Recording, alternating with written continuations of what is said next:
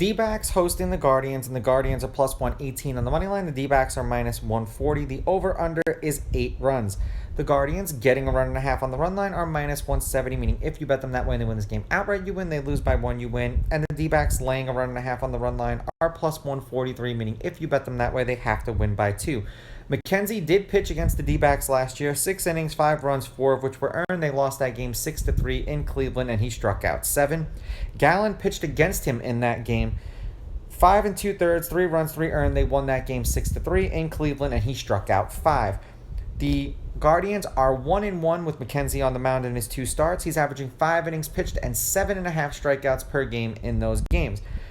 The D-backs are 6-4 as a team in Gallen's last 10 starts. He's averaging 6 innings pitched and 6.5 strikeouts per game in those games. He's a guy who you like to keep an eye out for on the strikeout line. Both of these guys are. But because of where McKenzie's been with the limited amount of starts, they may not offer his line because they're afraid they're going to get hammered. Or they'll just set it too high. Head-to-head, the home team is 7-3. The D-backs are 6-4. The favorite is 5-5 on the money line, while the underdog, getting a run and a half on the run line, is 7-3. There have been 4 one-run games in their last 10 meetings, including 2 out of the last 4 and 1 out of the last 3 that they've played against each other. The over is hit in their last 3 games. The under is 5-4-1, and the over 8 specifically is 6-4 in their last 10. They played a 3-game set last year in Cleveland. The Guardians took 2 out of 3. The first game 6-5. The D-backs took the next game 6-3, and then the Guardians took the next game 7-4.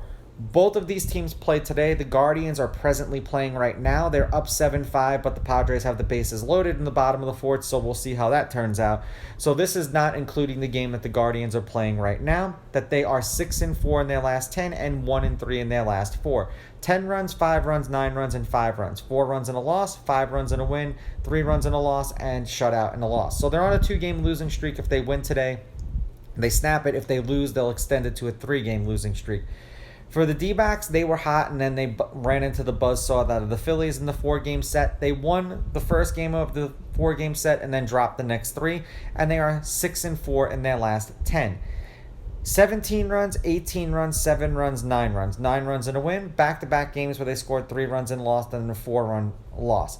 The D-backs, I think, have the advantage in this one. I understand San Diego is an extremely far flight to Arizona. It's probably like an hour, but the Guardians are still playing. They'll probably be playing later into the night, so they'll be arriving in Arizona probably later tonight or tomorrow morning. So the D-backs get the home field advantage there. So I'm going to take the D-backs with the money line. I'm going to take the D-backs laying the runs.